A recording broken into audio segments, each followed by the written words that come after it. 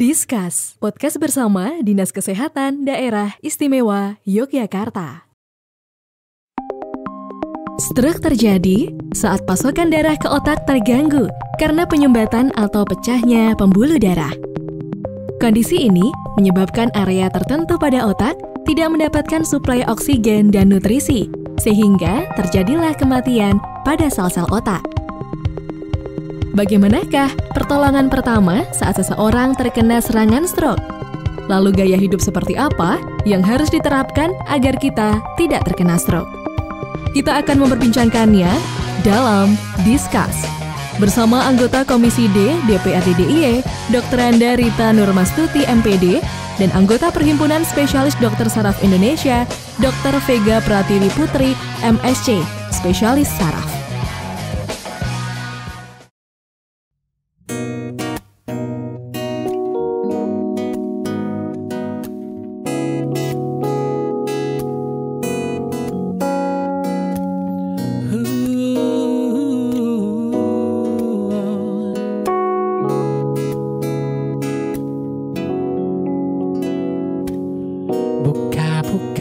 Coba ku buka mata ini, hati ini. Dalam hening aku pun mencoba untuk membuka mata hati ini. Ku tahu itu berarti harus ku lawan diri sendiri, nafsuku, amarahku yang buat jauh darimu. Ya Allah, padamu ku serahkan jiwaku ini. Padamu ku pasrahkan semua beban yang menghimpit jiwa.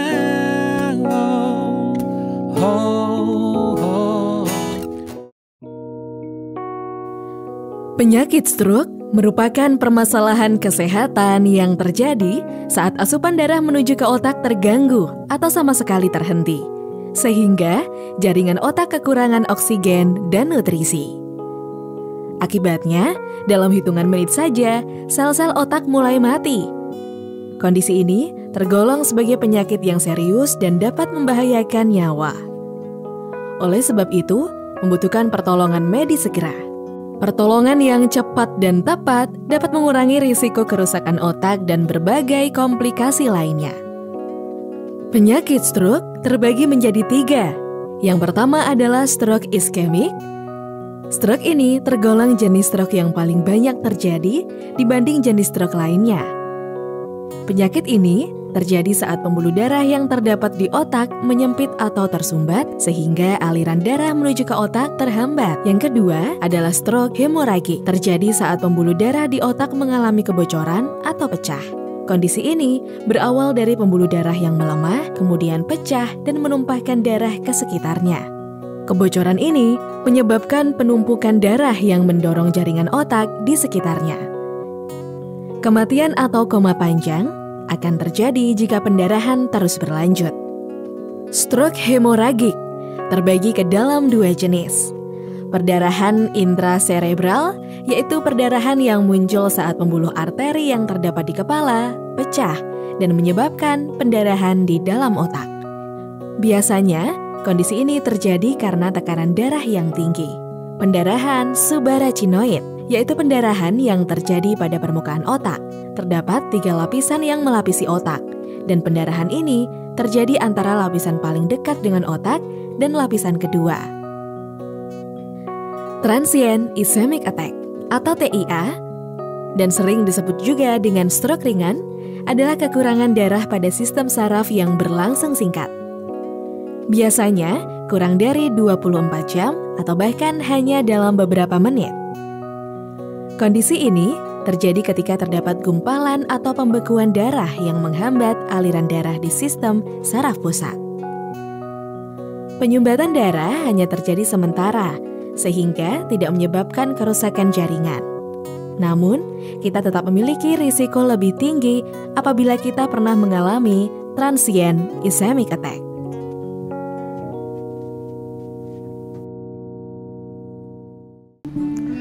Bismillahirrahmanirrahim. Assalamualaikum warahmatullahi wabarakatuh. Salam sehat. Sobat sehat, ternyata penyakit stroke di Indonesia memiliki data yang cukup signifikan. Hal ini dibuktikan dengan kenaikan sejumlah 56% dari 0,7 menjadi 1,09 di tahun 2018. Dan ternyata penyakit stroke juga menjadi penyebab kematian kedua terbesar di dunia. Dan tentu saja hal ini perlu adanya kesadaran dari masyarakat terkait dengan adanya pencegahan dini. Dan ternyata di Indonesia juga hanya 39% yang kemudian memeriksa dirinya untuk pencegahan dini terkait dengan penyakit stroke. Artinya ada 60 sekian yang belum memeriksakan. Dan tentu saja kita akan bahas bersama dalam Discuss, yaitu podcast bersama Dinas Kesehatan Daerah Istimewa Yogyakarta. Dan podcast ini kami dedikasikan untuk Anda sebagai sarana informasi, sosialisasi dan juga edukasi terkait dengan permasalahan kesehatan yang ada di Yogyakarta dan juga fasilitas kesehatan yang hadir di Yogyakarta. Dan insya Allah kita akan bahas bersama dengan dua narasumber kita yang tentunya spesial kami hadirkan untuk Anda. Dan kita akan mengetahui bagaimana kemudian cara pencegahan, kemudian cara penyembuhan dan juga penanganan yang tepat terkait dengan penyakit stroke berikut ini.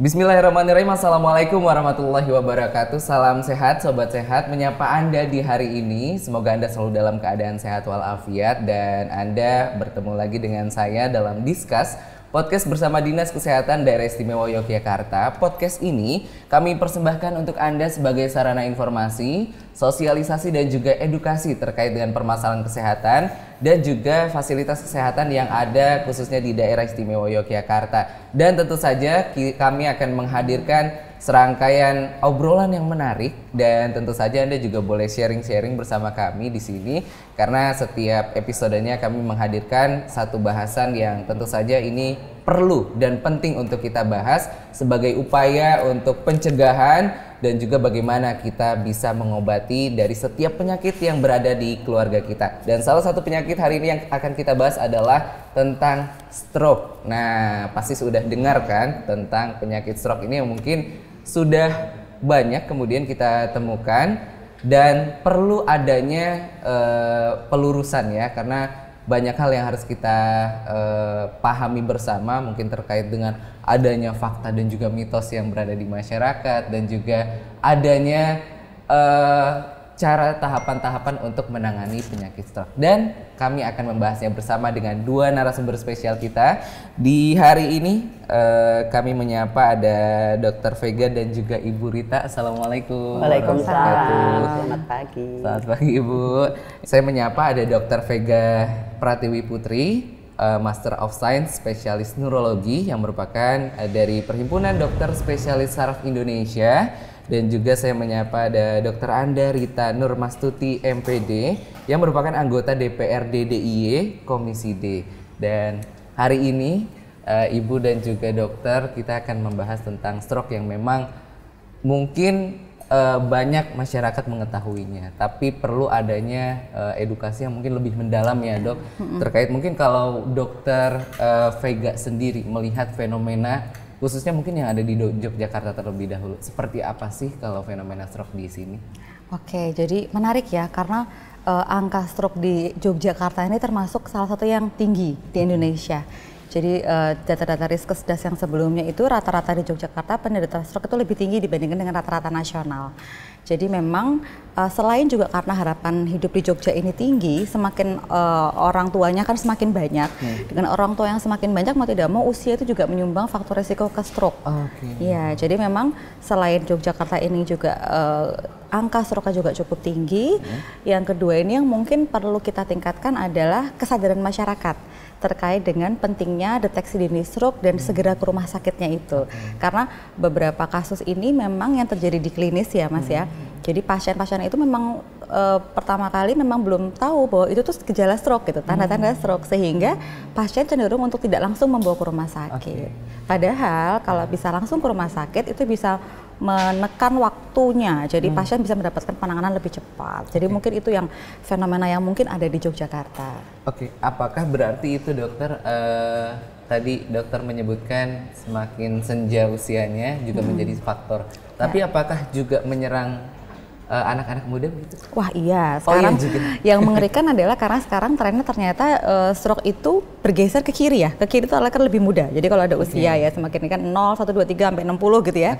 Sekarang itu trennya juga sudah mulai geser ke kiri. Jadi usia-usia 50, 40 tahun ini ternyata juga tidak dipungkiri bahwa mereka memiliki peningkatan resiko dibandingkan dengan generasi sebelumnya. Kenapa? Karena lifestyle.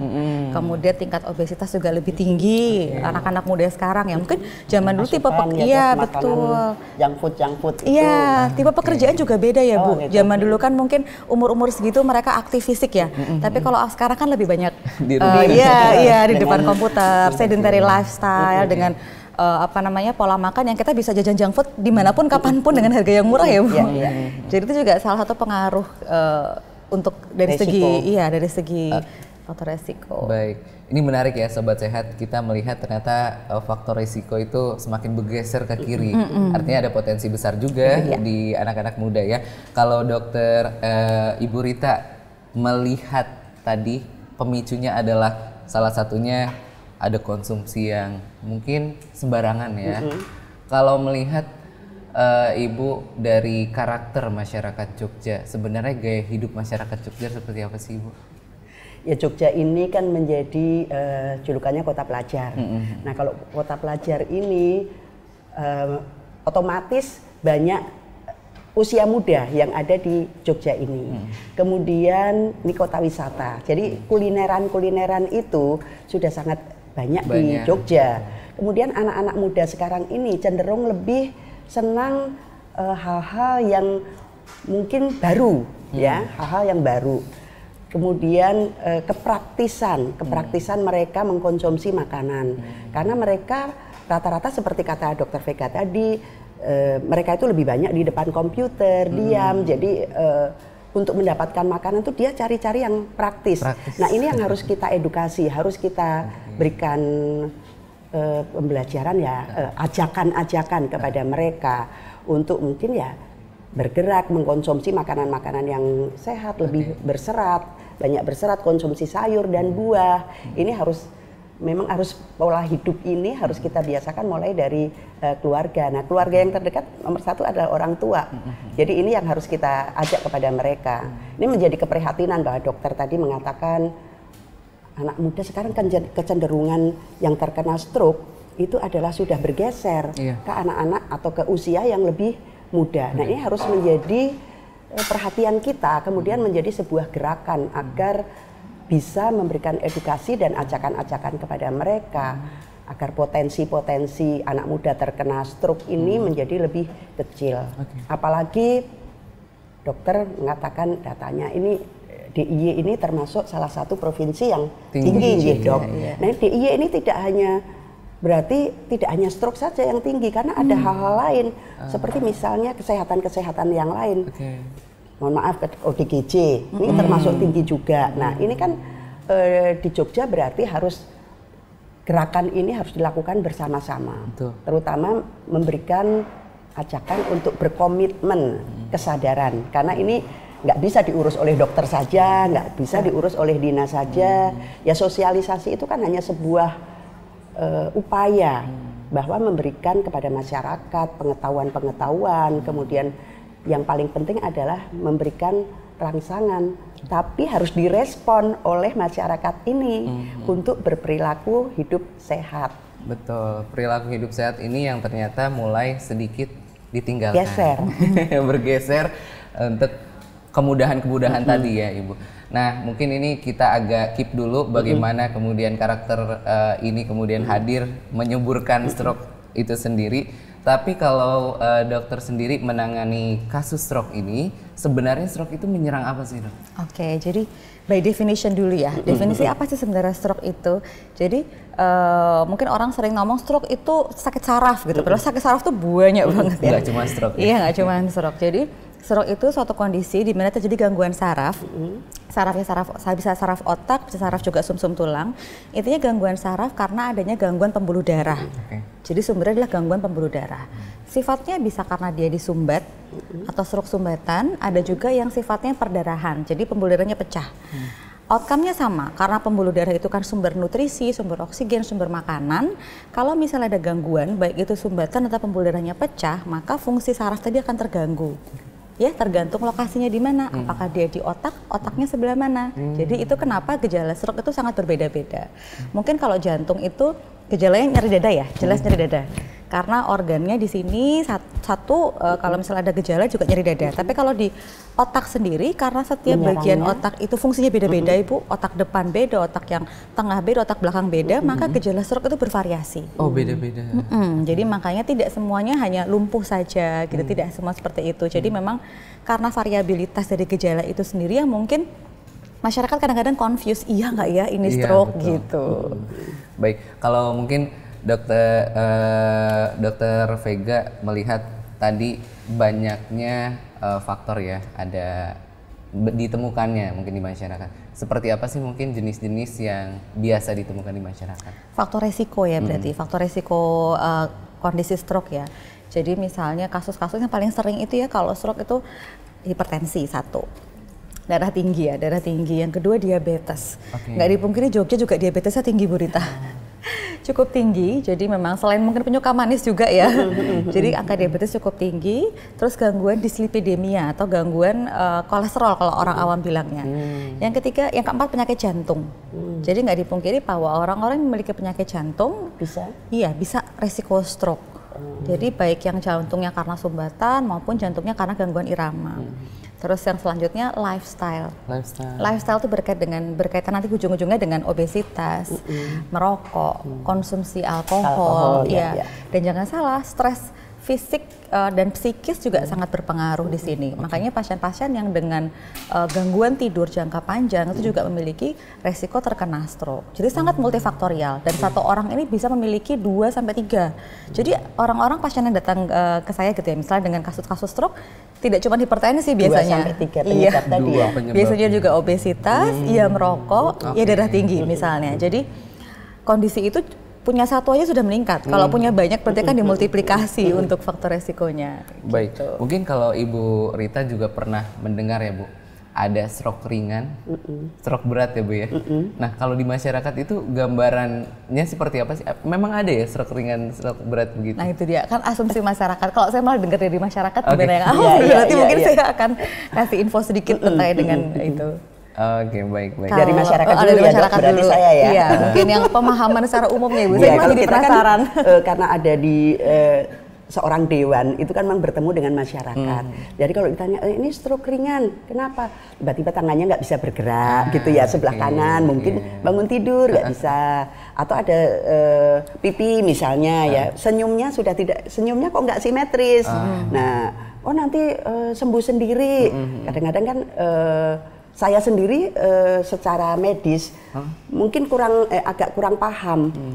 Ada misalnya tidur sebelah kena kipas angin yang kita sebut belfase ya Dok. Belfasi ya. Nah itu masyarakat masih meremehkan itulah. Betul. Jadi itu dianggap stroke ringan nanti balik sendiri. Nah stroke berat itu mungkin yang sudah dianggap sudah lumpuh setengah badan. Nah tapi menyadari bahwa itu stroke berat dari ringan ke berat tadi, itu kan ada waktu ya, waktu yang sebenarnya bisa kita pakai untuk pengobatan. Nah nanti biar dokter lah secara medis yang lebih menjelaskan. Ini kalau di masyarakat seperti itu. Jadi kalau sudah lumpuh atau nggak bisa bicara, pelo ya, itu sudah, ini sudah stroke berat misalnya seperti itu. Dan baru dibawa ke rumah sakit ya Bu biasanya. Sudah terlambat juga misalnya gitu loh. Oke, baik. Tapi ternyata tidak seperti itu ya, Dok. Jadi memang secara umum memang ada orang sebut dengan gejala stroke dulu. Ada orang bilang gejala stroke. Gejala stroke itu kalau di istilah kedokteran disebut dengan TIA, transient ischemic attack. Jadi gangguan sumbatan yang sifatnya sementara. Jadi misalnya pasien keluhannya gini, tadi saya pelo, atau tadi saya perot ini, tapi cuma 10 menit, sekarang udah nggak pelo lagi, terus dia santai aja. Nah itu sebenarnya TIA atau gejala stroke. Jadi saat kita atau sinyal ya Dok, itu sebenarnya sudah sinyal ya. Jadi itu sudah sinyal. Jadi dokter nanti kalau kita periksa ke dokter saraf akan mengklasifikasikan ini kira-kira resiko dia terkena stroke dalam waktu 2-3 hari ke depan ini berapa banyak, sehingga pasien ini butuh mondok atau enggak, berterapi atau enggak. Nah, pada kenyataannya seringnya kalau sudah sembuh ya sudah gitu. Perot itu ya udah cuman enggak kok, tadi udah lewat, udah enggak, padahal itu TIA satu. Yang kedua derajat stroke ya. Jadi ternyata sudah sama juga persepsinya kok antara stroke ringan dan stroke berat. Jadi memang gejalanya kalau yang ringan mungkin hanya satu kelemahan yang sifatnya masih bisa jalan kadang, cuman jalannya diseret. Kalau berat mungkin kelemahannya sampai plegia atau kekuatannya 0, nggak bisa gerak sama sekali. Yang paling berat adalah sampai dengan nggak sadar pasiennya. Nggak sadar. Cuman sebenarnya poinnya adalah tidak perlu menunggu sampai berat. Ya ada gejala pun kita harus segera cross check. Karena kalau kita biarkan stroke yang tadinya cuma gejala jadi ringan, yang ringan itu jadi berat gitu. Dan itu time progression ya. Jadi semakin cepat kita tangani, kita bisa menyetop proses itu. Jadi itu mungkin yang perlu disampaikan ya. Tadi saya pelo gitu ya ke dokter gitu ya. Waktu kita datang, jadi begitu kita mengalami gejala itu, meskipun kemudian dalam waktu sekian menit mungkin ya kita sudah balik, kita pergi ke rumah sakit atau ke layanan kesehatan, itu kita sampaikan gitu ya dok, supaya menjadi perhatian itu ya. Iya betul itu. Sekali Bu, karena memang macam-macam sih gejalanya karena ya kan tadi biasanya tuh kalau yang unik tuh dari Kemenkes kan punya ini ya, punya pneumonik apa istilahnya singkatan, segera ke RS. Segera ke RS. Pernah baca itu dok. Apa itu? Sebagian apa sisi tubuhnya tidak berfungsi. Senyum tidak simetris. Senyum tidak simetris. Gerakan satu sisi ini tidak bisa terjadi kelumpuhan gerakan. Rabun atau bicara pelo. Itu bicara pelo. Jadi bicara pelo atau gangguan bicara. Kayak cadel mungkin ya. Cadel. Jadi bisa cadel, bisa sengau, bisa dia nggak bisa bicara. Jadi misalnya pasiennya kaku gitu ya. Ada juga yang memang tidak bisa bicara Ibu. Jadi gangguan bahasa. Dia walaupun mengerti. Sebelumnya normal ya dengan catatan ya. Dia mengerti orang itu ngomong apa tapi tidak bisa membalas dengan kata-kata, atau dia sama sekali nggak ngerti orang itu ngomong apa, dia ngomong aja tapi nggak nyambung, itu juga bisa. Terus segera. Tadi ra. Iya, terus RS. R-nya rabun tadi ya, R rabun, jadi matanya rabun atau matanya pandangannya double. Ya? Iya. S sakit kepala. Sakit kepala. Sakit kepala hebat. Mendadak pertama kali, apalagi sudah punya faktor resiko, nah itu harus ke rumah sakit segera. Itu indikasi yang harus dikenali ya dok ya. Betul. Tadi ya sebagian senyum tidak simetris, gerakan satu tubuhnya tidak berfungsi kelemahan, gitu ya. R-nya adalah bicara pelo tadi ya. R-nya rabun. Tadi lupa ke-nya, kan segera ke RS. Ke itu kebas satu tubuh, satu sisi. Kebasnya satu sisi. Jadi kalau stroke itu kan menyerang separuh badan. Jadi antara bisa terjadi kelemahan, bisa juga terjadi kebas. Jadi cuma kebas aja kadang pasiennya itu cuma ngerasa. Kanan kiri beda. Geringgingan kalau kita bilang bisa geringgingan, gedibel gitu. Kebasnya apa geringgingan ya? Geringgingan dalam waktu agak lama ya. Padahal dulu kalau geringgingan itu kita cuman kasih karet gitu dok. Nah itu. Atau dilurusin ya. Soalnya geringgingan yang khas pada stroke itu kan separuh badan. Ada geringgingan yang gejala stroke, ada geringgingan yang mungkin kita pada posisi tertentu kita tidak pindah-pindah ya. Seperti misalnya duduk timpuh ya dok, itu tidak kita pindah-pindah, berarti kan mungkin aliran darahnya sudah ini sehingga geringgingan. Nah, itu beda ya. Beda. Jadi yang khas pada stroke itu separuh tubuh. Jadi kalau saat tadi duduk simpuh kan di kaki saja. Nah ini kalau ini separuh tubuh. Jadi kalau ada gejala separuh tubuh, kita curiga ini mungkin stroke. Biasanya itu satu indikasi itu atau harus ada dua? Satu aja sudah cukup. Satu sudah cukup. Satu harus cukup memberi kita segera ke rumah sakit itu ya. Iya betul. Kadang-kadang nyeri kepala saja, pasiennya nggak sadar kalau dia ada pelo. Jadi maksudnya jangan nunggu. Oh ini belum pelo, nggak gitu mas. Dan udah pelo bingung nanti. Pas pelo lebih bingung lagi. Aduh, baik. Tapi kalau fakta di rumah sakit ya dok ya, pasien itu datang sudah parah atau sebenarnya masih ringan-ringan udah pada menyadari begitu dok? Trennya sekarang sudah mulai membaik sebenarnya, tapi memang apa istilahnya ya, masih fenomena di Jogja, terutama Jogja sih Bu. Kalau saya kan kebetulan pernah juga kunjungan ke rumah sakit PON di Jakarta, karena mungkin di Jakarta itu sudah ada rumah informasi sakit khusus, khusus rumah sakit otak ya. Iya. Sebenarnya di Jogja kita juga sudah punya apa center stroke-nya sendiri. Cuman kalau di sana mungkin informasi dan lain sebagainya lebih orang-orang di Sarjito, iya. Di apa namanya di Jakarta itu orang-orang mungkin awareness sudah lebih tinggi. Nah makanya kita Jogja harus genjot nih, biar awarenessnya tinggi. Betul. Jadi pada saat kasus pasien itu ada satu gejala saja, dibawa ke rumah sakit, dikonfirmasi ternyata iya, kurang dari 4,5 jam kita bisa lakukan tindakan. Tindakan trombolisis namanya. Jadi sumbatannya dijebol. Dan itu cuma 4,5 jam. Durasi waktunya. Banget, iya. Kadang-kadang tuh orang gini, kalau biasanya kan yang kena orang sepuh. Telepon anaknya dulu, halo, ini saya yaudah tunggu saya pulang dulu gitu. Tunggu anaknya pulang 1 jam. Waktunya sudah hilang ya dok. Iya, padahal kan bisa telepon ambulan misalnya, ambulan atau telepon rumah sakit. Tetangga antar. Betul, seperti itu yang sering terjadi fenomenanya. Baik, ini yang harus digenjot ini ya Bu Rita ya. Nah kalau misalkan Bu Rita mungkin melihat ada fakta di masyarakat ternyata kebiasaan untuk tidak menganggap itu sebagai sesuatu penyakit yang harus diperiksa begitu ya, harus dicek. Nah, bagaimana sih Bu terkait dengan cara untuk meningkatkan kesadaran masyarakat ini? Ya, kita memperbanyak atau lebih memaksimalkan sosialisasi ya.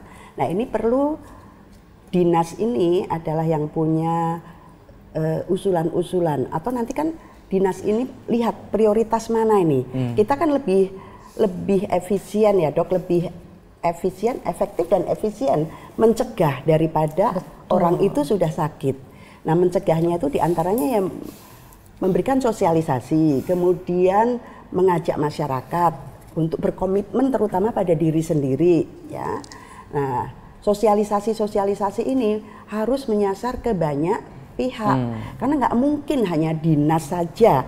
Kemudian masyarakat hanya menunggu, ini nggak ada sosialisasi apa-apa, nggak dikasih tahu. Nah ini harus melibatkan kader-kader kesehatan di bawah. Kemudian sasarannya di mana? Kalau tadi trennya anak muda sudah mulai bisa kena karena pola hidup kita, gaya hidup kita sudah bergeser, maka sekolah ini juga harus menjadi sasaran. Anak-anak pelajar itu mulai dari kecil, anak-anak mungkin PAUD diberikan pendidikan yang edukasi yang sederhana, olahraga ya, gerakan-gerakan fisik, kemudian makan yang seimbang, mau makan buah, mau makan sayur. Ini kan saya lihat satu hal ini ya, buah dan sayur ini saja sudah agak sulit diterapkan pada anak-anak. Nah ini kalau orang tua tidak, misalnya hanya makan pakai apa, dia nunjuk frozen, orang tuanya juga gampang, nggak masak. Nah ini yang harus terus kita berikan sosialisasi dan edukasi kepada masyarakat. Oleh karena itu dinas dalam hal ini misalnya dinas kesehatan juga harus bisa membuat program-program dengan skala prioritas seperti itu. Ya, kalau orang sudah sakit memang harus ada program penyembuhan. Tapi sebelum sakit dan kita tidak tahu bahwa akan sakit tapi punya potensi sakit, inilah yang perlu lebih banyak dikerjakan. Seperti sosialisasi pagi ini, podcast pagi ini ya. Ini kan sebagai upaya kita memberikan edukasi pada masyarakat, sosialisasi kepada masyarakat yang sekarang anak-anak gaya hidupnya lihat YouTube gitu kan, kemudian sudah ngetren podcast. Nah maka ini pasti sasarannya pada anak-anak yang muda-muda tadi itu. Baik, ini kalau mungkin Germas juga mas, Germas itu ya apa, gerakan fisik, pola hidup sehat itu tidak merokok. Nah ini apakah mudah? Kan paling penting tidak merokok itu komitmen dengan diri sendiri. Coba dilarang seperti apapun, kalau dia tidak berkomitmen berhenti merokok pasti sulit ya. Baik, ternyata harus semua pihak ya, Ibu ya, dari masyarakat yang tumbuh kesadarannya, kemudian juga ada informasi yang cukup ya Dok terkait dengan adanya mungkin tadi faktor yang bahaya adalah sudah lewat 4,5 jam ya Dok ya? Iya, tapi memang itu titik kritisnya. Jadi kalau, jadi ada dua ya. ada pasien-pasien dengan stroke sumbatan, ada pasien-pasien dengan stroke perdarahan. Taunya apakah dia sumbatan atau perdarahan itu dari rumah sakit. Jadi nggak bisa kita di rumah tahu oh ini perdarahan sumbatan, nggak bisa. Kita ke rumah sakit dulu. Kalau ternyata dia sumbatan, obat paling ampuhnya istilahnya golden sumbatan itu ya. Iya, dengan cara menghilangkan sumbatan.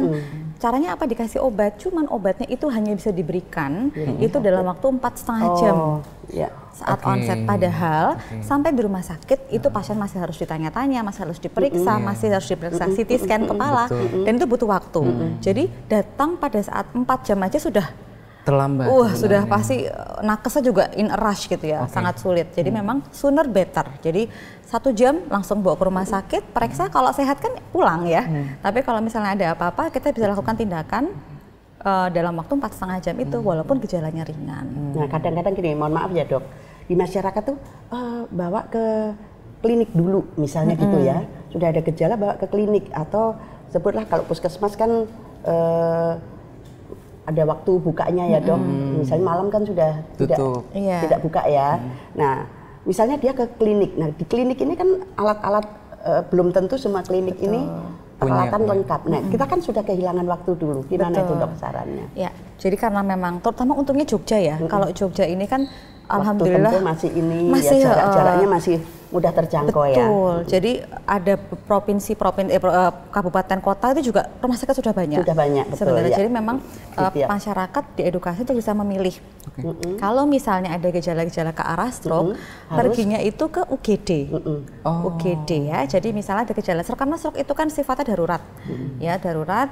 Jadi lebih baik kita langsung ke UGD, rumah sakit yang memiliki UGD. Jadi kenapa? Karena kan fasilitasnya juga lebih lengkap, kemudian buka 24 jam, dokternya dokter jaga, sudah pasti standby.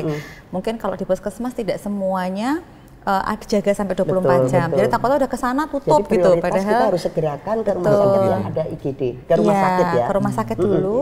Ya nanti di situ akan dilihat kalau misalnya apakah ini stroke atau bukan. Kalau misalnya stroke gitu, nanti langsung kira-kira stroke dilakukan pemeriksaan CT scan kepala gitu. Karena memang tahap-tahapannya cukup panjang gitu. Jadi bukan misalnya kalau kita sakitnya demam misalnya, cuman demam datang ke mana saja masih nggak masalah ya. Tapi kalau stroke memang kita butuh pendekatan yang lebih advance lagi ke rumah sakit. Baik, gitu. Itu dia ya. Kalau sedikit saja mungkin ya waktu yang ada, apalagi ada juga tuh dok mitos fakta yang terkait sambet ya. Sambet ya. Ditusuk-tusuk ibu. Ditusuk-tusuk jarum. Kayaknya jari sama kuping kalau nggak salah ya. Itu banyak video beredar itu dok. Itu yang bikin sedih sebenarnya. Nah itu mitos apa fakta apa mungkin sampai sesat atau benar bisa kita lakukan itu. Betul, gitu ya. Karena ini penting ya dok ya, penanganan pertama terkait dengan gejala stroke seperti apa. Mungkin di keluarga tiba-tiba ada yang ditemukan apa yang harus kita gejalanya, apa yang harus kita lakukan. Ya? Tapi nanti dok dijawabnya kita tahan dulu karena kita ada sedikit informasi yang menarik untuk Anda. Anda juga boleh bertanya nanti ya Sobat Sehat dalam Discuss Podcast bersama Dinas Kesehatan Daerah Istimewa Yogyakarta.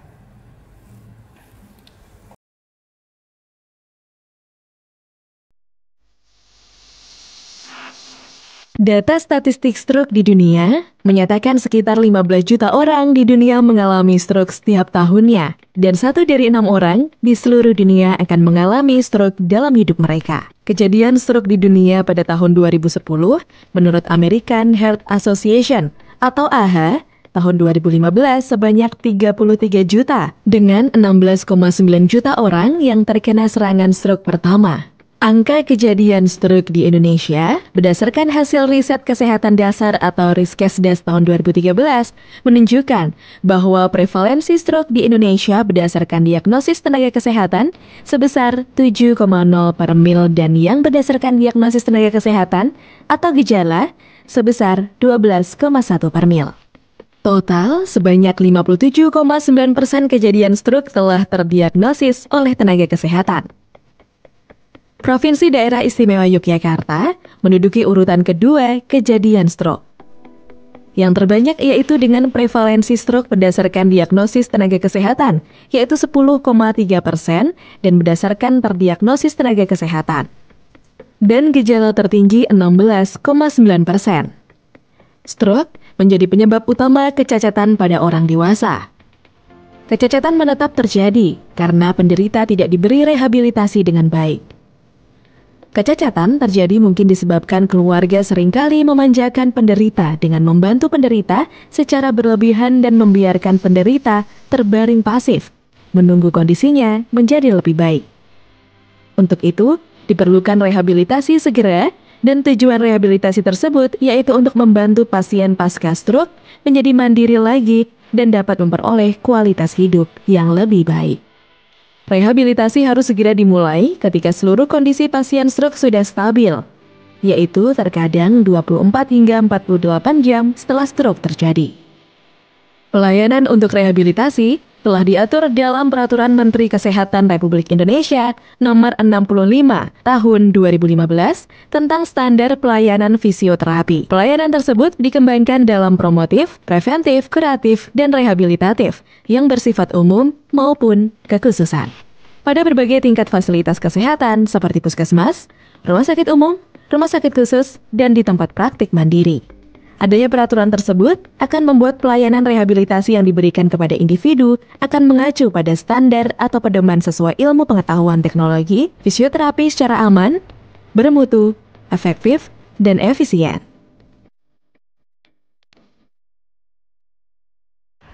Terima kasih Sobat Sehat, Anda masih bersama kami di Discuss, di podcast bersama Dinas Kesehatan Daerah Istimewa Yogyakarta. Dan kami masih membahas seputar dengan permasalahan penyakit stroke yang tadi ternyata di masyarakat, Ibu, ini ternyata ada mitos dan mungkin mitos-mitos yang berkembang begitu ya, ada yang beredar informasi-informasi ya melalui YouTube gitu kan. Betul, terkait penyembuhan stroke karena dikira ini bisa mengatasi stroke ringan itu. Tapi benar nggak sih Dok terkait dengan mungkin ditusukkan tindakan pertama ya? Tindakan pertama untuk ditusuk ke jari begitu. Itu kayaknya biar sadar gitu ya pasiennya ya. Melek. Biar sadar karena sakit ya ditusuk. Sakit, oke. Tapi sebenarnya pada prinsipnya itu tidak terbukti secara evidence ya, tidak terbukti secara klinis. Iya, ilmiah kesehatan. Kita nggak pernah melakukan hal itu. Jadi kalau ditanya ya itu memang mitos ya, mitos. Jadi yang perlu dilakukan pada saat pasien itu terkena stroke, satu identifikasi dulu. Identifikasi aja udah susah. Identifikasi dulu, ini bener stroke atau bukan? Atau ini gejala stroke bukan? Tadi ya segera ke RS tadi, apa gejalanya. Nah setelah ada tahapannya, misalnya pasien lagi berdiri didudukkan, karena biasanya pasien itu tiba-tiba mungkin langsung kehilangan kelemahan anggota gerak, resiko jatuh tinggi. Begitu ada gejala, langsung dudukkan pasien. Jadi posisikan pasien dengan aman dulu, atau tidurkan pasien. Posisinya memang harus seperti itu ya? Kalau misalnya kita biarkan dia berdiri gitu ya, atau pasiennya tetap berdiri, dia bisa jatuh. Jatuh nanti akan ada trauma lebih. Misalnya jadi jatuh kena kepalanya, nanti malah ada perdarahan lagi di kepala karena traumanya, jadi akan jadi komplikasi yang lebih. Misalnya ada gejala seperti itu, dudukkan pasien, tidurkan pasien. Langkah selanjutnya apa? Langsung bawa ke rumah sakit. Tidak ada obat yang bisa diberikan di rumah untuk di awal. Kadang-kadang orang misalnya dapat tindakan, cuma itu ya Dok? Iya, betul. Ya misalnya hal-hal simpel ya, kerahnya dilonggarkan gitu masih nggak apa-apa. Tapi tetap langsung dibawa ke rumah sakit. Ada beberapa pasien yang memang ternyata langsung ditensi ya, punya tensi gitu. Tensinya tinggi, 160 misalnya. Langsung dikasih obat anti hipertensi. Nah itu sebenarnya juga bukan tindakan yang tepat ya. Karena kita di rumah sakit juga tensi 160, kalau misalnya pada stroke sumbatan mungkin kita biarkan saja. Karena kalau dikasih obat penurun tensi malah ngedrop, nanti otaknya nggak dapat suplai oksigen. Karena tekanan darahnya terlalu rendah. Tapi kalau perdarahan mungkin kita turunkan. Jadi keputusan untuk dikasih anti hipertensi atau obat tensi atau tidak lebih baik ke dokter. Iya. Apalagi di Jogja ini kan deket ya, aksesnya insya Allah mudah ya dibandingkan dengan rumah sakit terdekat mudah. Dibandingkan dengan luar Jawa yang harus pakai nyebrang, segala macam. Kita tuh alhamdulillah kan aksesnya cukup dekat sehingga sebaiknya memang langsung ke rumah sakit, sehingga apapun obat, decision pemberian obat langsung oleh ahlinya. Gitu. Supaya tepat ya Dok. Betul. Supaya tepat, betul. Dan jangan digunain lagi ya tusuk jarum dan sebagainya. Langsung ke rumah sakit begitu ya. Kalau Ibu Rita pernah tidak sih menemukan mungkin di masyarakat atau penyakit stroke ini begitu? Kebetulan keluarga saya ya almarhum Almarhum suami saya itu memang dia punya diabetes, Dok. Nah, suatu saat dia itu mengeluh, ini lemes semua, aku lemes, gak, lunglai lah ya, lunglai. Saya kira ya itu karena bisa tensinya terlalu, diabetesnya, gulanya tinggi, atau mungkin juga malah gulanya terlalu rendah gitu. Jadi memang hampir semua orang meskipun kita pernah mempelajari, pernah membaca, pada saat kita mengalami hal seperti itu ya kita bingung. Betul. Ya. Kemudian saya bilang kan ke rumah sakit karena saya bingungnya, maka dalam pikiran saya pertama adalah ke rumah sakit. Kata suami saya, jadi pasien sendiri selama masih bicara kadang-kadang dia agak menghambat apa yang akan kita lakukan. Dia nggak setuju dengan yang kita lakukan misalnya. Dia bilang, engkau rak mari, engkau mari gitu ya. Nanti kan nanti sembuh sendiri. Minta teh manis aja misalnya gitu. Dan kadang-kadang kita lupa ini bahwa harus diukur nih, padahal saya sendiri punya. Harus diukur kadar gulanya berapa gitu kan. Itu blank lah pada saat ngalami kayak gitu. Nah, si pasien pada saat masih bicara itu nggak apa-apa, ini cuma masuk angin, aku tadi telat makan dan lain sebagainya. Nah, ini menjadi pembelajaran saya, ternyata memang harus segera. Nah, pada saat kita mengulur-ngulur gitu, ternyata timbul gejala lain. Ya, setelah misalnya dia muntah-muntah yang ini. Nah, itu kan kita sudah nggak ya sudah harus ke rumah sakit. Nah, ternyata ada waktu-waktu yang kita hilang sehingga pengobatannya itu menjadi tidak bisa maksimal seperti kalau kita langsung ke rumah sakit. Dan itu saya rawat cukup lama, Mas. Memang setelah itu mulai kakinya agak lemah, jalannya agak diseret. Terus meskipun kita lakukan pengobatan ya, tetapi kualitas hidup ya, kualitas ini semakin menurun gitu. Tapi kalau saya memang daripada saya salah ya saya harus ke rumah sakit. Nah, tapi kan tidak semua orang, atau semua masyarakat menyegerakan seperti ini. Mungkin hambatannya adalah memikirkan biaya dan lain sebagainya. Padahal sekarang ini dengan adanya pemerintah memberikan jaminan kesehatan melalui BPJS, itu sudah masyarakat itu sudah akses untuk mendapatkan layanan pengobatan itu sudah sangat tinggi. Gitu. Jadi tidak perlu takut pergi ke rumah sakit. Tidak perlu takut ya. Ini Ibu Rita menyaksikan secara langsung ya, Bu, adanya. Mungkin kalau dalam waktu cepat saya tidak mendengarkan rengean suami saya nanti mungkin dia akan sembuhnya itu akan lebih sempurna seperti sebelum dia sakit gitu. Tapi satu pertanyaannya ini, Dok, bisa sembuh enggak? Stroke ya. Stroke. Ini pertanyaan yang cukup tricky. Karena kalau ditanya bisa sembuh atau enggak, rata-rata pasien di Indonesia ini terlambat soalnya datang ke rumah sakit. Jadi terlambat. Jadi kalau semakin dia terlambat, berarti saraf-saraf otak yang rusak itu semakin banyak. Kalau saraf-saraf otaknya semakin banyak, bedanya ya saraf sama jaringan lain. Kalau kita ada luka gitu kan dia kan memperbaiki sendiri. Bisa jadi kayak nggak ada bekas lukanya. Kalau di otak itu nggak seperti itu. Regenerasi saraf itu jauh lebih lambat. Jadi kalau rusak ya sudah rusak gitu. Jadi untuk regenerasinya sangat lambat. Jadi semakin pasien itu menunda, berarti dia waktu yang dokter butuhkan untuk mengekat istilahnya proses iskemiknya atau proses kematian otaknya itu akan jadi semakin lama. Jadinya saraf-saraf otaknya akan semakin lama yang kena. Kalau sudah seperti itu, berarti recovery-nya akan butuh waktu.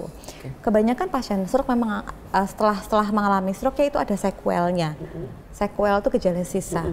Gejala sisa bisa tadi ada yang lumpuh separuh, jalannya diseret, bicara pelo, sampai dengan gangguan kognitif atau tidak bisa berpikir ya. Dulu pernah ada kasus pasien itu jaksa memang dengan tingkat pendidikannya sampai dengan S3, tapi begitu kena stroke semua kembali seperti nol. Jadi untuk kognitifnya tidak bisa dan segala macam. Jadi memang sequelnya cukup berat. Makanya sooner better tadi, semakin kita cepat berarti kan sel-sel saraf yang rusak akan semakin sedikit. Pernah ada kasus kasus waktu itu memang dekat dengan Sarjito ya, waktu itu dekat dengan rumah sakit, ada gejala 15 menit pasiennya langsung ke UGD.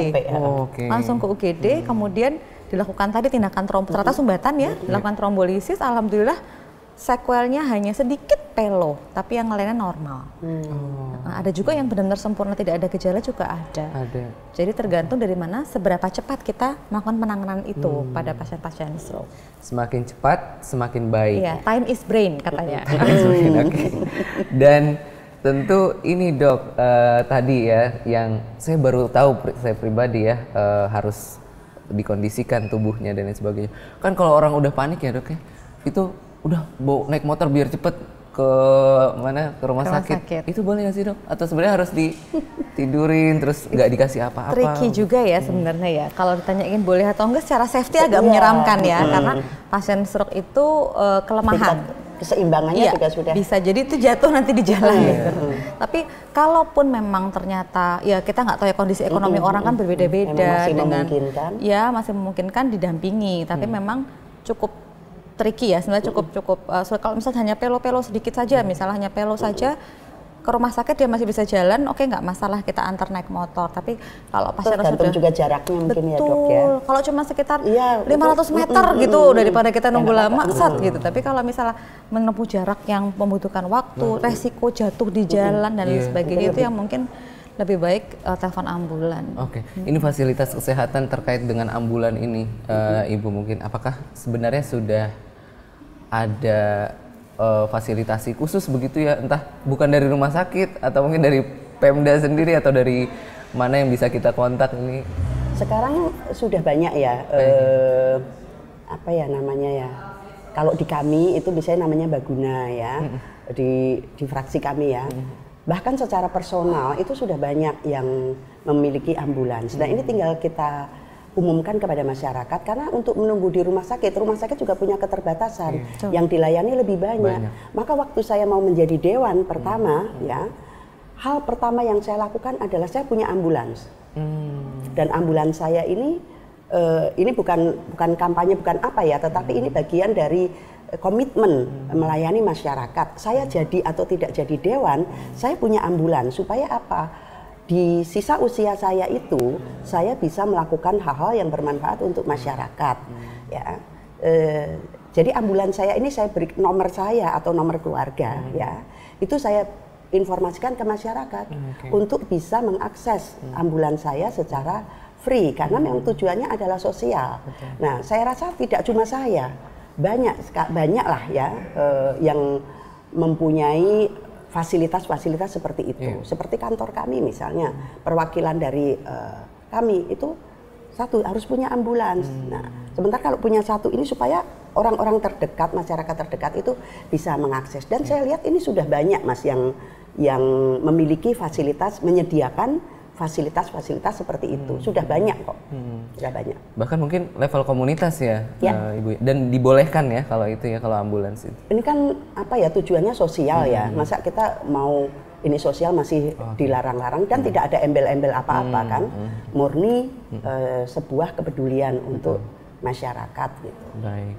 Insya Allah sudah ada begitu ya fasilitas untuk kecepatan transportasi dan juga fasilitas kesehatannya. Kalau di rumah sakit sendiri sudah mencukupi kah? Ya memang di Indonesia kebetulan kan stroke ini jadi salah satu program prioritas Kementerian Kesehatan ya. Dan itu di Jogja, salah satunya Rumah Sakit Sarjito jadi pengampu di rumah sakit RSUD. Alhamdulillah sekarang memang sudah banyak rumah sakit juga yang sudah punya CT scan. Itu kan alat modal utama untuk penanganan stroke. Jadi saya rasa untuk fasilitas kesehatan khususnya di Jogja memang sudah cukup baik dan mumpuni untuk penanganan stroke. Ya insya Allah kedepannya nanti seiring dengan perkembangan teknologi kedokteran nanti insya Allah tindakan stroke ini tidak hanya pemberian obat apa yang tadi penghilang sumbatan, tapi juga sampai ke jantung Ibu. Kayak jantung itu kan ada pasang kateter ya. Nanti insya Allah kedepannya juga di Yogyakarta akan dikembangkan itu. Jadi pasien-pasien stroke bisa dipasang tadi semacam kayak kalau di jantung ngering ya. Jadi dipasang kateter gitu, kita ambil sumbatannya gitu. Jadi harapannya ke depan seiring dengan perkembangan teknologi kita bisa Yogyakarta bisa bisa untuk melakukan tindakan-tindakan yang lebih advance lagi. Tapi secara umum sudah sangat baik. Alhamdulillah. Tapi sekali lagi ya Dok, mungkin rumah sakit ya, bukan mungkin posyandu atau kalau puskesmas dan lain sebagainya. Sama seperti sakit jantung pertama kali kan memang kalau kebetulan kalau jantung itu yang diperiksa EKG. EKG itu di puskesmas ada. Tapi kalau stroke itu kita harus CT scan dan itu nggak ada. Nggak ada. Ya, jadi kita harus ke rumah sakit. Rumah sakit ya catatannya. Oke. Kami akan menyapa sobat sehat yang sudah bergabung. Kali ini ada sobat Yani di Sleman. Apakah stroke bisa menjadi penyakit turunan yang bisa terjadi? Wah, ini memang juga jadi fenomena ya. Ternyata kan semakin kesini ternyata riwayat keluarga terkena stroke itu merupakan salah satu faktor resiko. Apalagi kalau kena stroke-nya di usia muda. Jadi pasien-pasien yang orang tuanya, tantenya, kakek neneknya ada kena stroke, berarti dia juga memiliki sekian persen peningkatan resiko stroke. Jadi bisa jadi karena stroke-nya sendiri atau dia menurunkan penyakit-penyakit yang menjadi faktor risiko stroke. Misalnya orang tuanya gula, orang tuanya hipertensi, maka anak juga akan cenderung hipertensi, punya gula tinggi juga. Itu selain karena modifikasi, karena faktor genetika, faktor lifestyle kan juga berpengaruh. Jadi bagaimana menyediakan makan di rumah, bagaimana pola hidup, bagaimana keluarga menghabiskan weekend misalnya, apakah di depan TV, apakah dia jogging, olahraga, nah itu kan juga berpengaruh. Jadi diturunkannya ini kadang-kadang tidak hanya berupa genetik, tapi dalam bentuk gaya hidup. Yang memang sebenarnya diturunkan. Stroke sendiri bukan turunan ya, Dok? Kalau yang langsung itu tidak langsung, tapi memang ada yang diturunkan ada, cuma tidak langsung. Penyebab tadi ya, misalnya diabetes tadi itu ya. Iya. Disediakan gula mungkin di rumah. Minumnya teh manis terus. Ya. Tapi ada juga yang memang tidak ada faktor resiko itu, murni turunan juga ada, tapi persentasenya lebih sedikit. Lebih banyak ke yang ada faktor resikonya.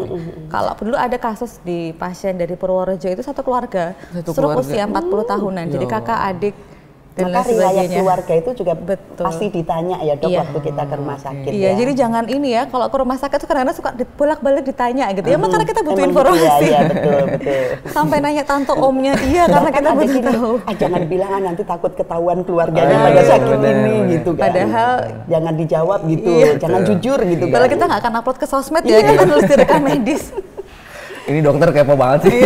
Makanya seringnya gitu. Udah jangan ditanya-tanya, lakukan aja tindakan. Nggak bisa kalau kita nggak tanya. Apa yang mau dilakukan ya? Betul. Ada yang malah banyak banget nanyanya. Ditanya nanya. Baik, ini mungkin ke Ibu Rita dan juga Dokter Vega dari Sobat Wahyu di Kulon Progo. Terapi apa yang bisa dilakukan untuk terkena stroke dan apakah ada kebijakan melalui BPJS? Sebelumnya mungkin Ibu waktu pengalaman waktu itu terapi juga? Terapi juga? Ya, terapi itu kan setelah kita dilakukan fase pengobatan ya, Dok, untuk recovery-nya, untuk pemulihannya, mungkin jalannya agak diseret, nah itu ada terapinya. Dan masyarakat nggak usah khawatir, saya ini juga menggunakan BPJS. Ya. Dan tercover ya, terapi itu ya, Dok, berarti ya. Baik, ini sudah terjawab ya untuk Sobat Wahyu. Kali ini ada Sobat Indah di Imogiri. Bagaimana cara pencegahan supaya kita tidak terkena stroke? Itu modelnya dari muda ya. Karena stroke itu penyakit celengan kalau saya bisa bilang. Nabung. Kalau misalnya waktu zaman COVID ya, misalnya kena COVID itu karena 2 minggu yang lalu keluar nggak pakai masker atau berkerumun gitu kan jelas ya. Tapi kalau stroke itu celengan, jadi yang kita lakukan di umur 30-an ini nanti kita menuai di umur 50 tahun. Jadi pencegahannya utamakan dengan perubahan pola hidup. Sejak kapan sedini mungkin. Jadi misalnya aja kontrol darah tinggi, misalnya punya darah tinggi dikontrol, dikontrol, nggak boleh. Kadang-kadang orang-orang Jogja seringnya soalnya tensinya nggak pas dhuwur, diminumnya kalau pas mumet saja gitu, obat tensinya, padahal dia harusnya kontrol terus-menerus. Terus yang kedua, kalau punya gula ya dikontrol. Jadi kalau punya penyakit gula, hipertensi, jantung, kolesterol dikontrol. Itu sudah bentuk pencegahan. Kalau belum punya penyakitnya, berarti kita terapkan pola hidup sehat. Ya pola hidup sehat, olahraga. Olahraganya tuh kadang-kadang nyapu tuh olahraga bukan gitu. Bukan ya? Bukan ibu-ibu itu. Itu pembelaan ibu-ibu. Bukan ya? Dari pagi. Itu bukan olahraga ya. Jadi olahraga itu kalau resepnya dari WHO adalah 30 menit. Jadi 150 ya. 150 menit 1 minggu. 150 menit 1 minggu, berarti misalnya kita 5 hari melakukannya, itu berarti kan setiap harinya 30 menit dan tidak boleh ada jeda di antara 30 menit tadi. Di antara 2 hari. Jadi kalau misalnya olahraga, tidak olahraga, besoknya olahraga lagi. Kalau nggak kayak diesel, dia udah cenderung dingin, nggak panas lagi, itu naikin lagi itu susah. Jadi 30 menit itu yang dilakukan adalah kegiatan aerobik. Aerobik itu apa? Aerobik itu kegiatan-kegiatan yang sifatnya misalnya jalan, lari, terus aerobik senam, terus beda sama angkat beban ya. Nah itu aerobik. Sampai mana kekuatannya? Sampai kita bisa berkeringat. Tapi nggak ngos-ngosan. Jadi kita kalau jalan cepat gitu ya, kita masih bisa ngobrol sama teman, masih bisa ngomong, masih bisa ngobrol saat berjalan, itu sudah cukup sebenarnya. Nah kalau nyapu itu kan keringet juga belum tentu ya. Nyapu satu RT mungkin ya. Sambil mampir minum. Nyapu hotel ini mungkin bisa ya olahraga. Jadi memang harus berkeringat, tapi masih bisa bicara, istilahnya moderate intensity. Jadi dia masih bisa bicara. Kalau dia sudah tidak bisa berbicara, ngos-ngosan gitu namanya sudah yang tingkatnya advance, high intensity. Nah itu kalau usia-usia tua juga lebih baiknya jangan sampai ke sana ya. Jadi moderate aja, 30 menit sehari minimal 5 hari. 5 kali dalam 1 minggu atau 150 menit seminggu. Ditambah 2 kali resistance training. Resistance training itu apa? Angkat beban. Angkat beban. Bebannya apa? Nggak mesti ke gym. Beban hidup saya udah berat dong. Beban itu kadang-kadang berat badan kita sendiri bisa beban. Iya benar. Jadi udah misalnya angkat beban tiap hari. Sambil lihat saya ya. Jadi misal dengan kekuatan squat atau itu juga cukup membantu untuk tips olahraganya gitu. Berarti harus rutin ya, rutin. Bukan yang tiba-tiba ajak futsalan nih, ajak futsal. Makan buah dan sayur. Bahkan merokok saja itu sudah berhenti ya. Berhenti ini sudah 10 tahun merokok, berhenti 3 tahun yang lalu. Saya masih bilang itu masih merokok karena efeknya belum hilang gitu. Karena ya efek rusak pembuluh darahnya itu masih terus ongoing walaupun dia sudah berhenti merokok. Jadi lebih baik kalau belum ya nggak usah. Tidak usah. Kalaupun sudah segera gitu. Berhenti. Ini ya catatan yang harus dicatat betul-betul ya. Karena jangan sampai gejala dulu baru sadar sadar akan kesehatan. Baik, saya menyapa lagi dari Sobat Sehat. Kali ini ada sahabat Nur di Pakem. Ada makanan tidak yang dilarang oleh penyakit stroke? Kalau dulu ini juga Ibu, makanan dikontrol sama Ibu? Ya kita secara ini ya bahwa pengetahuan dasar itu kan sudah kita miliki sebenarnya ya, karbohidrat tidak terlalu banyak, minyak seperti itu. Kalau menggunakan minyak ya sebaiknya jangan sampai jelantah kita masih pakai juga. Seperti itu sebenarnya saya rasa sudah banyak orang yang paham Mas. Seperti itu. Dan harus seperti itu Dok? Iya memang secara umum ya garis besar seperti itu. Memang itu basic knowledge kita yang memang sudah tahu. Memang aplikasinya agak sulit ya. Cuman memang nanti kalau misalnya pasien biasanya terkena stroke di rumah sakit ini kita ada dietitian, jadi ada ahli gizinya. Jadi setiap kasus ini akan ada profiling sendiri-sendiri. Berbeda ya Dok. Ada pantangan juga itu. Jadi misalnya ada diet jantung, ada diet diabetes, ada diet hipertensi, itu beda-beda. Jadi misalnya pasien-pasien diabetes, berarti dia akan lebih low karbohidrat, akan lebih juga menghindari gorengan-gorengan misalnya ya. Kalau yang hipertensi mungkin kita kurangi kadar garamnya seperti itu. Jadi sebenarnya itu personalized. Tapi secara umum basic knowledge-nya adalah seperti yang Burta sampaikan tadi gitu. Itu yang bisa kita lakukan di rumah. Kita kan makan nasi pakai mie ya Mas. Iya.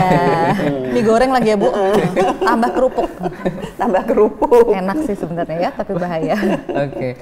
Berarti dilihat dari gejala juga ya. Kalau gejala yang mendampingi adalah hipertensi tadi mengurangi garam. Kalau misalkan gejalanya diabetes tadi karbohidrat, gula dan lain sebagainya. Baik, itu ya Sobat Sehat.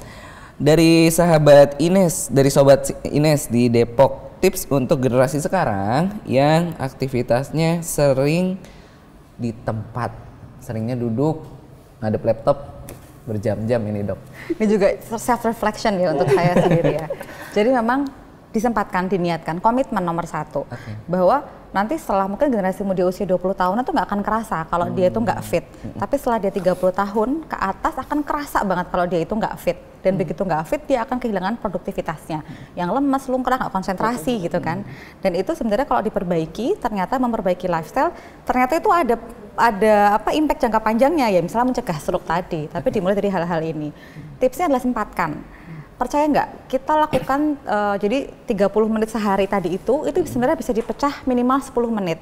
Jadi ada studi mengatakan bahwa dicangki dipotong-potong ya, dicicil minimal 10 menit terus-terusan itu juga masih bermakna. Nah caranya apa? Sempatkan. Coba misalnya 10 menit aja buka YouTube, kita aerobik 10 menit gitu, atau misalnya lihat HIIT 10 menit, High Intensity Interval Training 10 menit aja, itu cepet banget. Sedangkan kalau kita lihat HP, mainnya tuh 20 menit sendiri. Itu satu sosmed. Satu sosmed ya, baru Instagram, belum TikTok gitu ya. Jadi memang belum disempatkan. WA ya. Memang harus disempatkan. 10 menit aja, atau misalnya dia bisanya kerja dari pagi sampai sore, 15 menit pagi, 15 menit sore. Jadi memang harus disempatkan, kalau nggak disempatkan nggak bisa. Harus komitmen, niat, padahal itu kita kan fasilitasnya banyak ya. Zaman dulu kan nggak bisa, sekarang ada YouTube juga channelnya cukup banyak. Mungkin nanti Dinkes bisa buat ya, tutorial aerobik atau tutorial jalan. Kadang-kadang cuma yang menarik supaya tidak di skip, tidak dilewati. Betul. Kadang-kadang tuh kita cuma butuh teman aja. Temennya apa? Kalau nggak bisa kita ke komunitas ya kita di rumah kayak gitu. Modelnya cuma matras matras. Kadang-kadang nggak pakai sepatu nggak masalah. Yang penting diniatkan melakukan aktivitas itu pagi, sore. Dok, bisa nggak bagian-bagian misalnya kita sambil kerja komputer nih, ya udah kaki kita yang olahraga dulu, kakinya di misalnya seperti itu. Kalau itu intensitasnya mungkin kita harus ini. Itu maksudnya ya bermanfaat. Nyambi gitu ya. Tidak, daripada kita ini ya kakinya kita goyang-goyang dulu. Setidaknya ini tidak dalam posisi sama waktu lama. Kayak kalau itu mungkin lebih ke stretching ya Bu, jadi memang biar nggak kaku, itu nggak apa-apa. Tapi kalau untuk mencapai intensitasnya dia olahraga yang harus berkeringat tadi itu masih belum bisa, kecuali dia olahraganya di atas ini cycling, sepeda statis gitu, sambil main komputer, atau misalnya dia sambil kerja Zoom sambil depan tuh bisa. Tapi kalau sambil angkat beban ya, sambil squat gitu bisa. Jadi kakinya yang bergerak di sepeda statis ya, sambil kita masih di situ masih sambil gitu-gitu. Bisa. Tapi sebenarnya menyempatkan 15 menit pagi, 15 menit sore itu nggak lama. Itu nggak lama. Niat. Berarti saya pun harus memberitahu diri saya. Niat. Coba aja, dicoba sekali aja. Nggak megang HP, terus langsung olahraga, ternyata 15 menit cuma segini. Ya. Ntar dicoba ya kita nggak olahraga, kita megang HP berapa lama, saya yakin setengah jam lebih. Yang penting disempatkan. Ini self reminder juga sebenarnya ya. Untuk kita semua ya, olahraga nih jadi PR besar. Tapi ini Dok, mungkin sekarang tuh trennya juga adalah kerjanya tuh bagai kuda. Sampai malam atau bahkan diforsir begitu, itu juga jadi satu gejala kah? Itu salah satu pengaruh, itu termasuk yang unhealthy lifestyle ya. Karena kan sebenarnya sehat itu tidak hanya fisik ya, tidak hanya jasmani, rohani, tapi juga mental dan sosial. Dari definisi WHO. Jadi kalau overwork istilahnya ya sekarang ya orang workaholic. Bahwa orang perlu istirahat. Betul. Fisik kita perlu istirahat, otak kita perlu istirahat. Betul. Mata ya Dok? Betul sekali. Istirahat minimal kalau usia muda bisa 6 jam sampai 8 jam. Nanti sering dengan tambahnya usia tidurnya akan semakin sedikit. Semakin sedikit ya. Betul. Tapi memang tidur itu merupakan salah satu kunci utama sehat. Kalau tidurnya nggak bagus, betul. Jadi tidur nggak mikirin pekerjaan ya Bu. Jadi tidur yang berkualitas itu penting. Makanya stresor itu memang harus, kita nggak bisa mengontrol lingkungan ya, kita nggak bisa bilang kamu jangan bikin saya stres dong, kamu jangan ngasih saya kerjaan, kan nggak bisa. Tapi how to manage that, gitu yang menjadi poin penting kita. Gimana caranya walaupun ada tekanan tapi kita nggak stres. Tugas kita kan di situ ya, kita nggak bisa nyuruh orang lain buat nggak nekan kita, tapi gimana cara kita nggak stres. Terus misalnya kita nggak bisa nyuruh bos untuk nyetop kerjaan kita, tapi berarti kita manage waktunya, manage prioritas, kita cari mana yang urgent gak urgent, mana yang harus dilakukan segera, mana yang enggak, kita cari waktunya sehingga kita bisa tidur, paling enggak malam itu bisa tidur minimal 6 jam. Saya rasa itu manajemen waktu yang baik salah satu kunci utama dari kita bisa tidur dan bisa hidup sehat. Overwork tadi juga dihindari ya. Betul. Dan kalau ini Ibu Rita, mungkin ada kategori umur ya, yang umurnya anak-anak, remaja, dewasa, orang tua, ini bagaimana melihat gaya hidup mereka dan supaya memang gaya hidupnya ini sehat, Ibu. Misalkan yang orang tua karena memang sudah aktivitasnya di rumah saja, mungkin bisa melakukan apa kalau remaja seperti ini? Ya, ini kalau gaya hidup, pola hidup ini atau asupan-asupan ini kan dimulai dari anak, bahkan anak dalam kandungan. Ya, itu tergantung dari ibunya bagaimana menerapkan atau memberikan asupan-asupan gizi kepada anaknya. Setelah dia lahir menjadi balita ya, pasti masih di bawah pengawasan orang tua. Apa yang diberikan kepada anak. Nah, ini kan sekarang ini ada kecenderungan orang tua maunya yang praktis-praktis saja, sehingga makanan frozen di kulkas-kulkas itu penuh, tidak dibiasakan dengan asupan-asupan yang seimbang memenuhi gizi-gizi. Misalnya dilatih makan sayur, buah. Ini siapapun pasti mengalami ini ya. Mumpung dia belum kenal apa itu sayuran-sayuran, nah itulah diberikan. Jadi kalau kita lihat di YouTube tuh anak kecil diberikan wortel, kemudian dimakan, brokoli dimakan. Nah, itu kan menjadi cemilannya dia. Nanti pada saat dia menginjak usia sekolah, nah ada edukasi-edukasi atau pembekalan kepada guru-guru untuk memberikan atau mengajarkan kepada anak-anak baik pengetahuan maupun mengawasi anak-anak jajannya apa, atau mengontrol yang kantin yang boleh masuk di sekolah adalah yang dengan syarat-syarat begini dan seterusnya. Nah, pada saat sudah remaja ini kan sudah banyak kita menentukan pilihan kita sendiri ya. Tapi kalau sudah dibiasakan dari kecil, mudah-mudahan di remaja ini akan lebih mudah ya, seperti itu. Baik, berawal dari gaya hidupnya tadi ya. Keluarga dimulai pasti dari keluarga. Dari keluarga. Kalau difasilitasi juga yang mungkin junk food begitu ya, kebiasaannya akan GoFood, yang ya. Pesan-pesan terus ya. Jam 11 malam masih ada GoFood. Betul. Baik, tapi memang boleh nggak sih Dok kalau makan sudah malam begitu? Ya sebenarnya dihindari ya, karena metabolisme. Kecuali lapar banget, saya nggak bisa bilang ya kalau lapar banget ya bisa hipoglikemi nanti. Jadi memang kalau misalnya atau kita mau bisa diganti Dok ya, diganti dengan jus buah atau apa gitu ya. Mungkin pisang, pepaya yang dia low karbohidrat dan tidak terlalu berat. Jadi memang kita nasi goreng Mas. Betul, karena yang ada yang lewat itu. Iya, betul.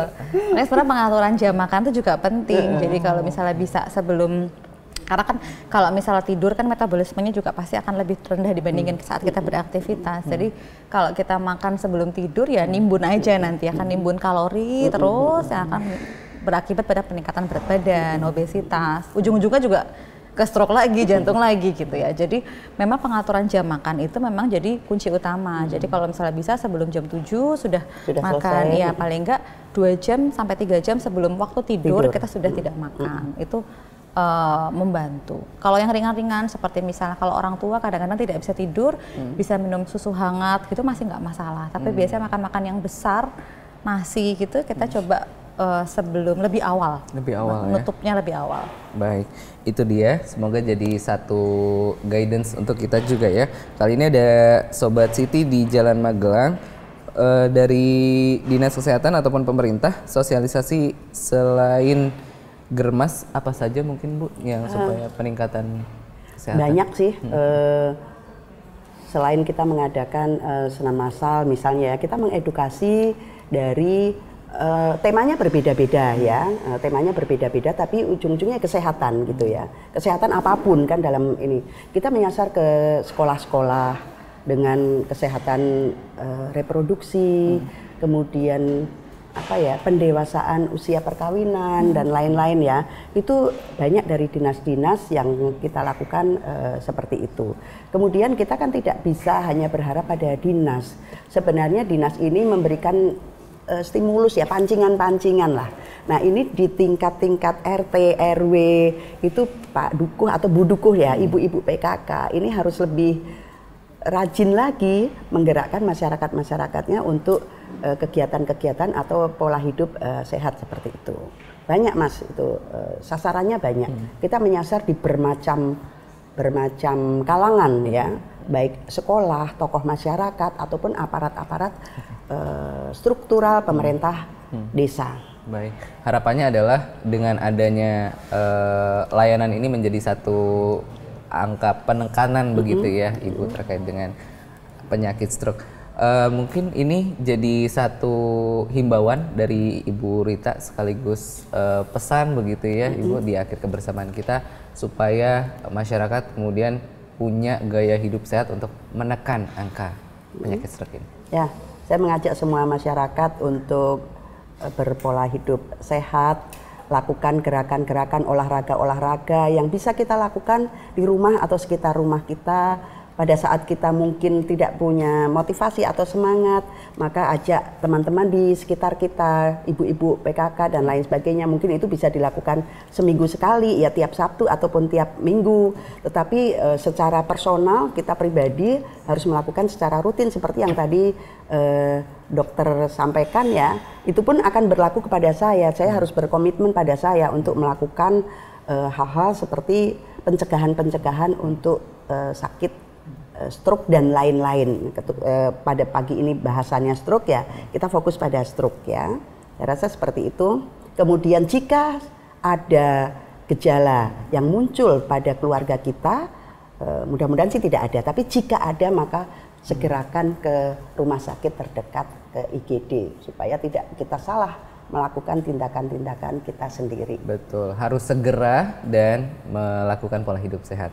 Mungkin kalau Dokter Vega untuk upaya penekanan penyakit stroke ini bagi masyarakat sobat. Oke, sebenarnya secara umum sudah disampaikan Bu Rita ya, saya setuju sekali dengan Bu Rita.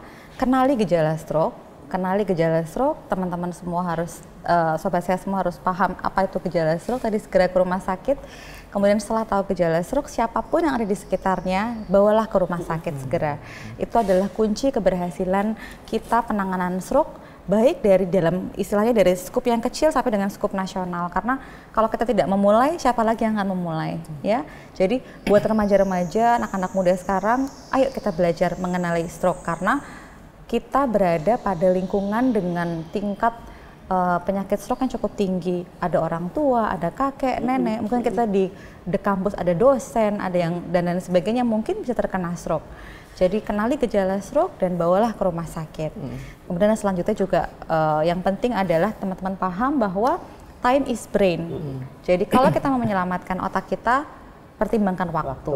Jadi sooner better. Ya, segera. Mungkin iya, itu mungkin dari saya karena salah pola hidup sehat tadi Bu Rita sudah mencakup semuanya dengan cukup komprehensif.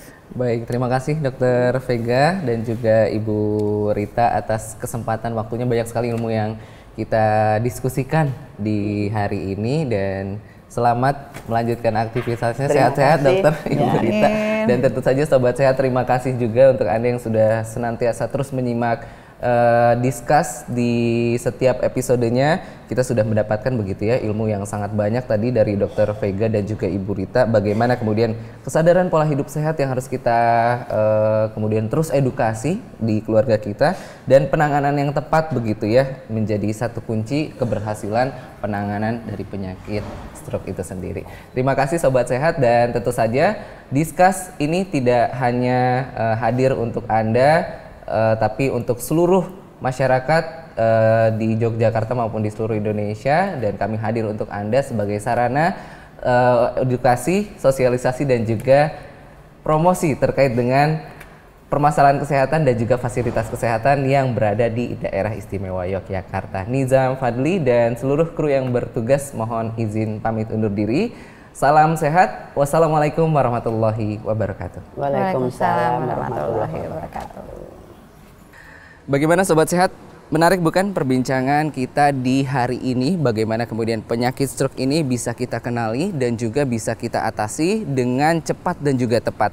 Dan tentu saja tingginya penyakit stroke ini disertai juga akan adanya pola hidup yang tidak sehat dan juga penyakit rentan yang bisa menyebabkan penyakit stroke. Dan tentu saja ada satu tagline tadi yang bisa kita hafal, yaitu segera ke RS. Senyum tidak simetris, gerakan separuh tubuh melemah, bicara pelo, kebas, rabun, dan juga sakit kepala yang hebat bisa menjadi satu indikasi yang bisa kita hafalkan untuk mengetahui bagaimana adanya penyakit stroke. Dan informasi ini kami hadirkan sebagai sarana upaya sosialisasi, edukasi, dan juga informasi terkait permasalahan kesehatan dan juga fasilitas kesehatan yang ada di daerah istimewa Yogyakarta. Saya Nizam Fadli, pamit. Wassalamualaikum warahmatullahi wabarakatuh. Salam sehat.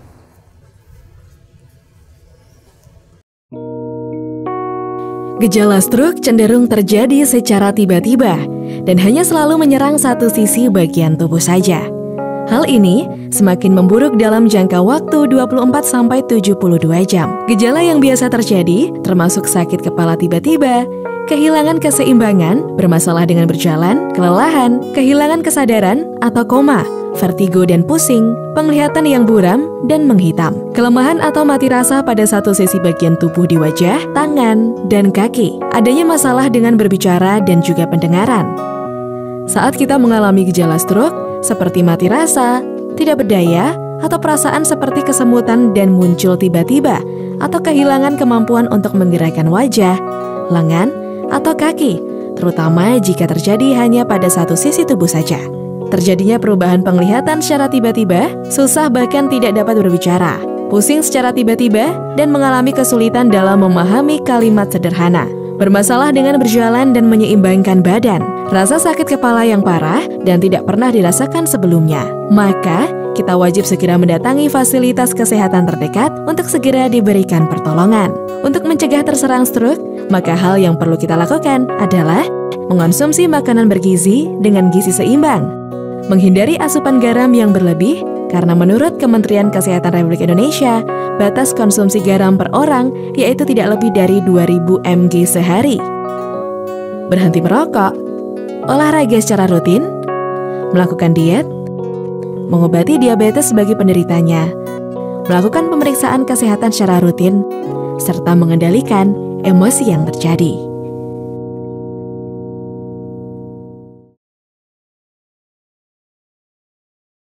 Buka-buka ku terus mencoba untuk membuka mata hati dari lembar-lembar yang terbuka. Hidup ini terus ku jalani, ku tahu itu berarti harus ku lawan diri sendiri, nafsuku, amarahku yang buat jauh darimu. Ya Allah, padamu ku serahkan jiwaku ini. Oh, oh, oh, padamu ku pasrahkan semua beban yang menghimpit jiwa. Aku berdiri, aku nyanyikan lagu ini saat diriku melangkah dengan pasti. Oh, dan aku pun mulai serahkan diri ini dengan percaya diri. Dan aku pun mulai serahkan diri ini dengan percaya diri. Oh, aku rela. Oh, padamu ku serahkan jiwaku ini. Oh, padamu ku pasrahkan semua beban yang menghimpit jiwa.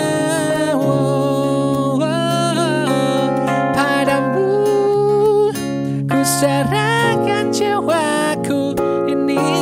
Oh, hey, padamu ku pasrahkan semua beban yang menghimpit jiwa.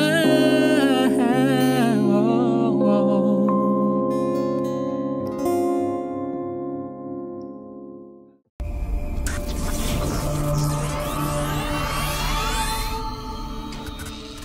Discuss, podcast bersama Dinas Kesehatan Daerah Istimewa Yogyakarta.